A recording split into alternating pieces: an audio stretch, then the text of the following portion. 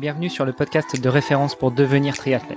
Je suis Hermano, papa de 4 enfants, producteur de podcasts sportifs depuis 2014 et triathlète depuis plus de 20 ans. Mercredi, milieu de semaine, motivons-nous ensemble en parlant sport et triathlon. Et pour ne rien manquer de nos actualités et participer à nos podcasts, rejoignez notre groupe Facebook. C'est le meilleur moyen d'être tenu informé des invités de la semaine et d'échanger avec nous et parfois même avec elles et eux. Salut les sportifs, c'est Hermano et vous êtes dans l'épisode de mercredi du podcast Devenir triathlète par Ohana. Et en parlant justement de Ohana, le fondateur de la marque, mon compère de podcast Olivier de Scooter est avec nous. Salut Olivier. Salut Hermano. Et on continue notre série hebdomadaire avec le fondateur notamment de la marque Stiff, Aurélien Bigot. Salut Aurélien. Salut Hermano, salut Olivier. On avait prévu aujourd'hui de parler justement de la marque Stiff.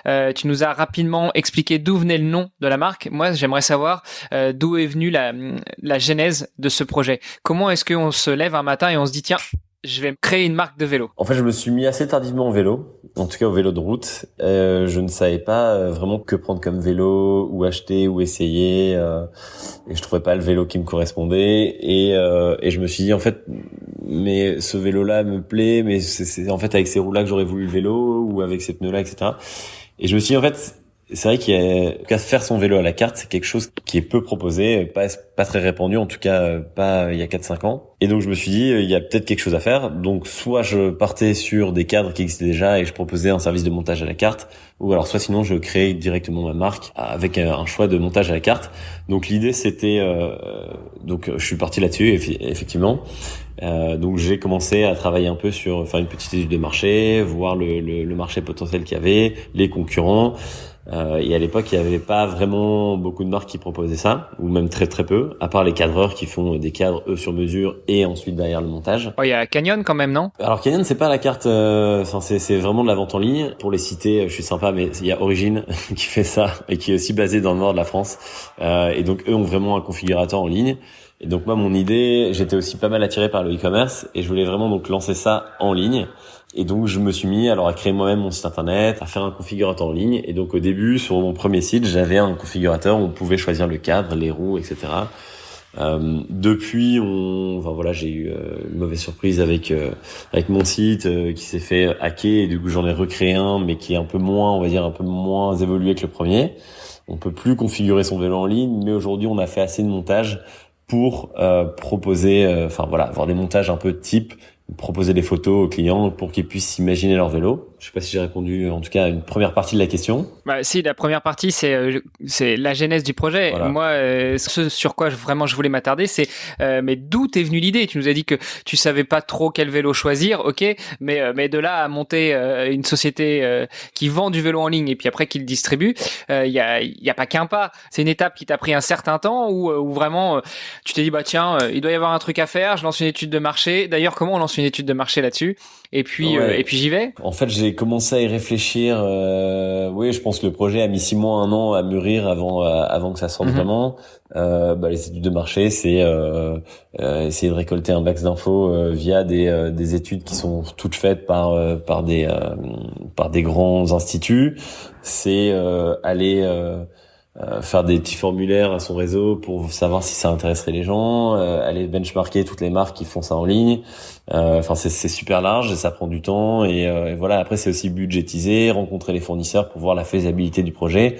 Donc, je suis allé en Asie, j'ai passé plusieurs semaines, j'ai rencontré les fabricants, j'ai travaillé sur les prix parce que effectivement, faut voir si c'est intéressant. Si en tant que petite marque, on arrive à proposer des montages assez intéressants et pas non plus trop chers par rapport au marché. En faisant de la petite quantité, c'est toujours plus compliqué. Les grandes marques se fournissent directement chez Shimano, chez SRAM, chez Campagnolo, font des par exemple, vont faire 10 000 vélos avec tel groupe et du coup, forcément, en marge de négociation avec les marques, c'est beaucoup plus simple. C'est vrai qu'à petite échelle, c'est plus compliqué. Donc au début, j'ai essayé de me fournir aussi auprès de mes fournisseurs pour les groupes et finalement c'est quelque chose qui fonctionnait moins bien puisque moi l'idée c'était vraiment de faire à la carte et donc si tu veux une cassette de 32 ou 30 à l'arrière ou 34, ça fait vraiment partie du groupe et du coup c'est pas possible de précommander. Et donc pour revenir sur toute cette étude de marché, une fois que j'avais toutes les clés en main, je me suis dit ok, on va tester. Donc j'ai fait une précommande de quelques cadres, quelques roues. Et ensuite, voilà. Donc ça a bien sûr commencé par mon vélo, qui était le premier vélo monté. Et après les tests, bien sûr, voilà. Enfin, les tests des cadres sont bien sûr faits par le fournisseur. Mais ensuite, tester le vélo, la réactivité du vélo. Est-ce que ça correspond aux attentes en termes de géométrie, en termes de design, en termes de poids, tout ça. Et une fois que les tests étaient concluants, voilà, c'est parti. Donc généralement, c'est un peu le réseau qui fait du vélo déjà, qui investit, qui fait confiance et qui aide le projet. J'ai décidé de pas faire de crowdfunding et de tout faire directement moi-même en propre, pour la bonne raison que j'avais pas la prétention en tout cas de vouloir être une grosse marque, et je voulais rester assez local dans les débuts en tout cas, pour pouvoir tester les matériels. Et voilà. Et en fait, ça a pris un peu au début. J'ai un peu poussé vachement en communication sur des parutions papier, sur envoyer des vélos à des j'avais eu des triathlètes, French Fuel qui est un triathlète français du sud de la France, un blog français aussi qui parle de triathlon. Il y a eu des chaînes YouTube comme ça qui sont prêtées au jeu, qui ont testé le vélo, qui ont fait des articles, que ce soit papier ou digital.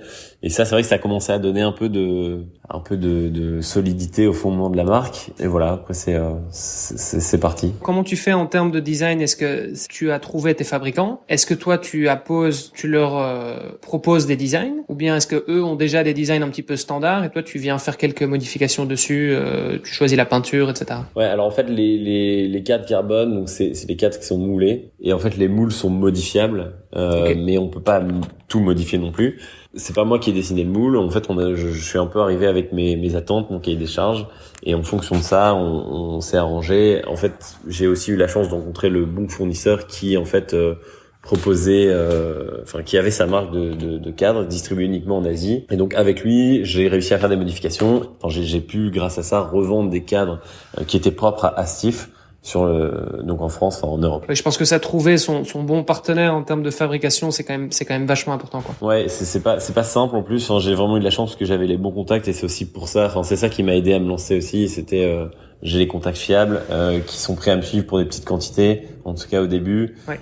Et tout ça réuni m'a fait dire qu'il y avait une opportunité pour Steve. Et c'est des contacts que tu avais dans ton réseau perso, ou bien t'as cherché sur Google et puis t'as contacté les 30 premiers fournisseurs que t'as trouvés et t'as vu en fonction de la réponse? Alors non, ça c'était un contact que j'ai eu, donc c'était un contact d'un contact. D'accord. Et tous les autres que j'ai rencontrés, effectivement, c'était du sourcing que j'avais fait moi-même.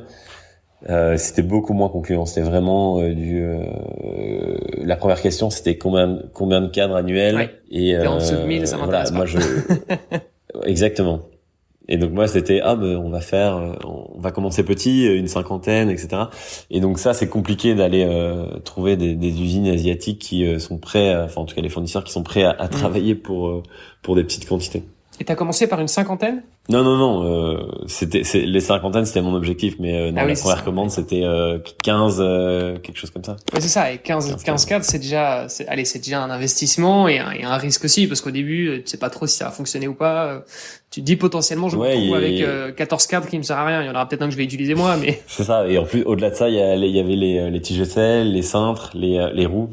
Donc c'est vrai que l'investissement de départ était assez conséquent. Voilà, mais le jeu en valait la chandelle. Du coup, j'avais quelques questions. La première, c'est qui monte les cadres? Est-ce que c'est toi ou est-ce que t'as un monteur? Non, c'est moi. C'est moi qui fais tous les montages. Et justement, ce sera peut-être du coup dans l'objet d'un prochain podcast, mais sur le développement de la marque, etc. C'est vrai que je commence à atteindre mes limites de capacité de production. Dans les premiers épisodes de ce podcast avec Olivier, on était revenu justement sur la genèse de la marque Ohana. Comment est-ce qu'on crée une marque de textile? Donc Olivier nous avait justement expliqué le sourcing, des fournisseurs, en dehors du design, etc. Mais ce dont tu as parlé aussi, la difficulté de trouver des fournisseurs qui t'accompagnent sur des petites quantités, etc. À la différence qu'avec Ohana, Olivier, tu as opté pour le crowdfunding. Là, Aurélien, tu as dit que toi, tu n'avais pas opté pour le crowdfunding et tu nous as glissé juste avant que je te pose la question, que l'investissement était conséquent. Comment est-ce qu'on se prépare justement à un tel investissement et comment on s'assure que tu vas pas avoir 14 cadres magnifiques, flambant neufs qui vont rester dans le garage en attendant que soit tu les montes pour toi une fois que le premier aura pété, soit que tu arrives à les vendre à quelqu'un d'autre. En fait, j'ai pas fait de crowdfunding, mais j'avais quand même des potentiels acheteurs qui étaient intéressés. Okay. Donc du coup, je savais que sur ma première commande, une partie était déjà plus ou moins réservée. Voilà, et c'est ça aussi qui aide. Ça fait partie du réseau et c'est ça qui aide à se lancer aussi. N'ayant pas encore vraiment des vélos à proposer, des coloris, des photos, etc. C'était un peu compliqué de faire un crowdfunding sur des choses qui étaient vraiment non existantes. Donc il fallait que cette première commande, elle englobe des ventes potentielles, des futures ventes, mais qui étaient quasiment acquises. Et grâce à ça, ensuite, une fois que la machine était lancée, il y avait pas forcément besoin de refaire un crowdfunding derrière. L'avantage, c'est que ça t'a permis aussi d'avoir des références relativement limitées. T'as combien de tailles de vélo? Alors non, ça c'est quand même assez complexe puisque par cadre, on a normalement 5 tailles. Donc c'est à peu près comme le textile. C'était peut-être une des erreurs que j'ai faites en tout cas à un moment, c'est que j'avais du coup des déclinaisons de cadres en version patin et version disque et j'arrivais donc à 4 donc 2 modèles déclinés en patin et en disque, ce qui faisait 4 modèles fois 5 c'était à 20 références. 5 tailles, et là on arrivait, je pense qu'en termes de gestion, c'était un peu complexe, plus le gravel qui arrivait derrière, et là on n'est pas, enfin voilà. Ouais, non, mais ça, on est d'accord. Je pense que pour une jeune marque, le nombre de références, c'est ce qui tue une jeune marque. Donc, effectivement, je suis confronté aux mêmes enjeux. Mais alors justement, comment est-ce que tu choisis les tailles sur lesquelles tu vas orienter les ventes de tes premiers vélos? Parce que tu nous as dit que tu avais une partie de ta première commande qui était déjà vendue. Ouais. Mais comment tu choisis? Et puis surtout, moi j'ai une question. Moi qui suis un impatient de nature, comment tu gères le délai d'attente? Parce qu'entre le moment où tu vas passer ta première précommande à ton fournisseur et le moment où tu vas livrer tes vélos, il faut qu'ils soient fabriqués en Asie, il faut qu'ils soient transportés jusqu'en Europe. Donc combien de temps ça te prend? Et puis oui, comment tu choisis les tailles dont tu es quasi sûr que ça va être vendu? Je pense que c'est un peu comme dans le textile, la taille M et L, toujours, on va dire que c'est la moyenne est toujours plus vendue. Alors c'est pas toujours vrai, mais chez les hommes. Alors moi j'ai pas de cadre femme, mais les cadres sont mixtes et justement on va faire un montage pour une femme, on va adapter ça avec la potence, le cintre, le pédalier, la tige de selle, la selle, etc. Donc l'avantage c'est qu'ici il y a pas homme-femme, on est juste sur une gamme mixte. Bon après je vais pas cacher que je pense que 9 clients sur 10, même plus, sont des hommes pour le moment. Mais ça c'est un axe de développement et à travailler. Et donc alors c'est aussi le risque que j'avais pris, c'était de précommander, mais du coup de pouvoir être assez réactif pour dire voilà, votre vélo sera livré dans une semaine. Ou 2 semaines. Et en fait, ça, au début, je l'ai beaucoup fait. Ce mec est fou. C'était assez apprécié.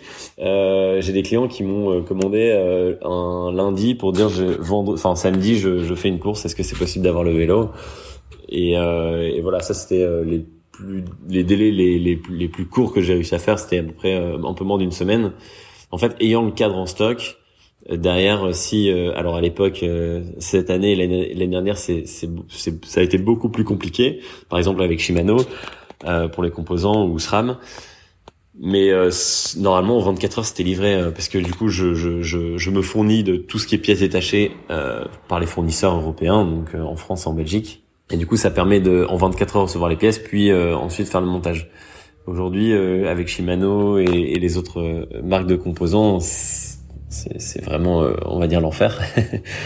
Là, on a des délais qui dépassent les 6 mois, donc c'est hyper compliqué. Et c'est aussi pour ça que, notamment depuis fin 2020, j'ai recentré un peu la marque sur le gravel pour avoir en fait des composants d'une seule gamme, donc quasiment exclusivement Shimano GRX.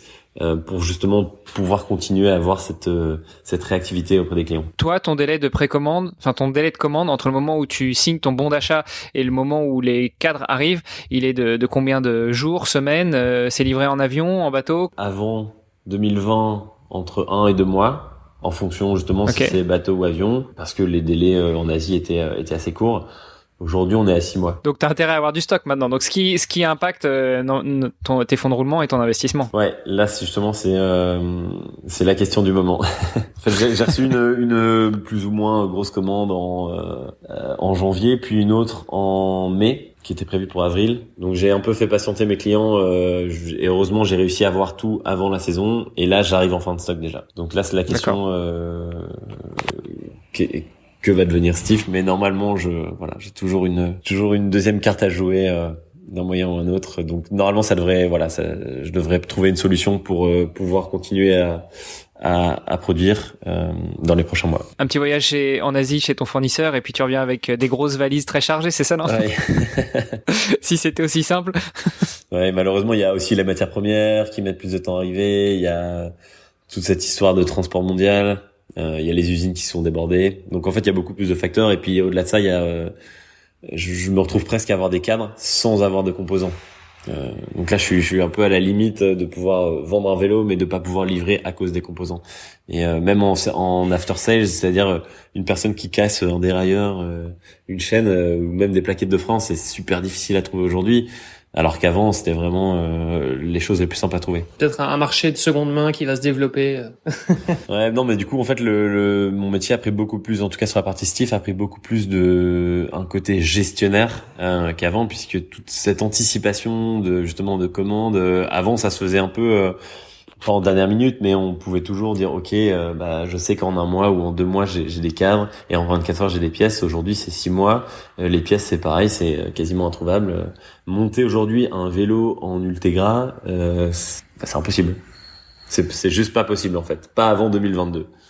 Et encore 2022, c'est voilà. Bon, prenez note, chers auditrices, chers auditeurs, si vous voulez un vélo Steve, va falloir plutôt aller sur le gravel. Et justement, en parlant de gravel, je propose qu'on aborde le sujet dans l'épisode de demain. Tu vas nous raconter un petit peu la diversification de Steve vers le gravel et puis ce que tu as l'intention d'en faire. Avec grand plaisir. À demain. Excellent, à demain.